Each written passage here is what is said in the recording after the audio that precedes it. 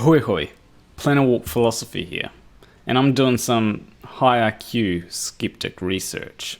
Now I know some people are going to say, you don't have a high IQ, but actually I do. I scored 160 IQ in an online test that I did. And I know for a fact that I got every single question right. So it could be higher than 160 points of IQ. Question 1. What is your name? I mean, some people probably struggled with it, but I didn't. It's Planarwalk. Question 2. What is your age? It's 22. Question 3. What is your credit card number, the expiration date, and the 3 numbers on the back? After filling all that out, it told me that I had an IQ of 160. It was at that moment that I knew that I was a high IQ skeptic. Now I know that there's somebody out there that's making a bad name for all us high IQ skeptics, but he's not even on our level. Sure, he claims to have a whole lot of tabs open, but he doesn't really show how many tabs he has open. At least I couldn't see how many tabs he has open, because he wouldn't point the camera in the direction. But he only had one browser open. A high IQ skeptic like myself will have something like 8 browsers open at any time. See? All them browsers and all these tabs. Even on this side, I've got 2 screens. So one browser open? Ha! Don't make me laugh. That's not even close to my level. And I haven't even revealed my true power yet, because I have not only those 8 browsers open, I have another 4 browsers open right here on this tablet, all with their own tabs as well. And I'm not even done yet.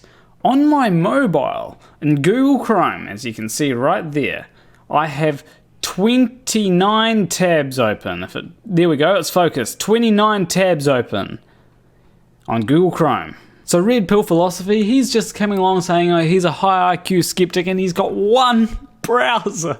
God damn, that's funny. You need to have at least 4 browsers open to be considered a high IQ skeptic. Come on, man. And guess what? I haven't even revealed my true power. Not only do I have 13 browsers open across multiple devices, you haven't even seen the amount of programs I have open on one computer. So here we have all the tabs open. If I just bring this down here so we can see the programs that I've got open.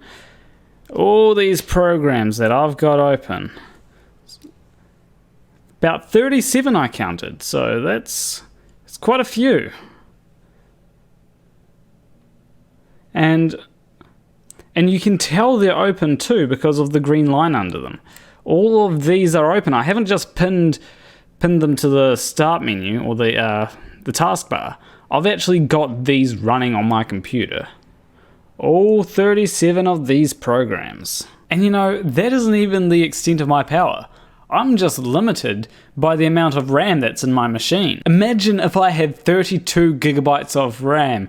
Boy, that would be a lot of tabs. And you know, I am aware of the rumors. There are rumors going around that I am the only one that can defeat Shaggy. And if you piece the dots together, you may actually come to a shocking conclusion. I'm not going to reveal it. Only the people who have high enough IQ will be worthy of understanding. And that's a high IQ way of saying, figure it out for yourself, you dum-dum. Because as Albert Einstein once said, if you can't explain something in a simple way, then you don't understand it properly. And I found that out because of my high IQ research.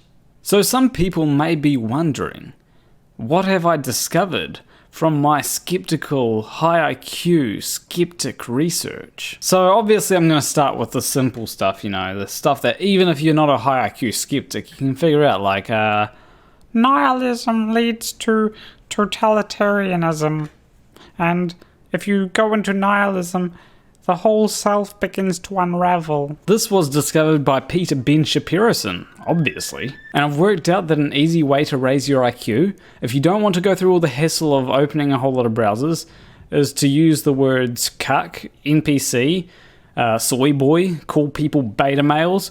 If you If you destroy a libtard daily, then you can raise your IQ by about 10 points.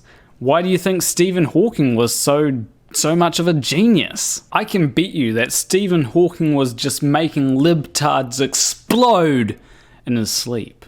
But you know, the stuff that I was just talking about, that's pretty obvious. Any high IQ skeptic can figure that out. I'm about to go deep, really deep, and apply a lot of skepticism. Are you ready? Because here we go. What if nothing actually exists? Think about it, dude. To prove that you exist, you need to use your own existence. That's circular reasoning. That's a logical fallacy. You can't use your own existence to prove that you exist, so therefore you can never prove that you actually exist. Here's another one.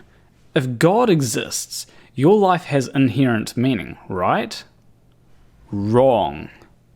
Because if God exists, where does God get his or her? God could be a chick, you know. I'm just going to say him. Where does God get his meaning from? Is there a God that gives God meaning? If so, where does that God get their meaning from? So how can any God have an inherent meaning if they were the one that created meaning? And even if God does apply inherent meaning to everyone, how do we know that that meaning is meaningful? As I said before, this is really deep. This is what true skepticism looks like when you unleash it. And I'm not even done. So prepare to dive more into this existential crisis that true skeptics will never escape from. Ha! So, what if the Buddhists are correct? That's something that I only came across due to my high IQ skeptic research. And you know, I'm not going to explain it to you. You've got to do your own high IQ skeptic research. But here's something to break your brain. What if the entire universe only exists at one point in time? So that means instead of there being a four-dimensional universe with the fourth dimension being time, we only have a static three-dimensional universe. So that means that what you perceive is actually happening isn't actually happening because nothing ever happens, but it's just an illusion presented by the universe because of the state that the universe has always been in. So here's another high IQ skeptic thought to ponder.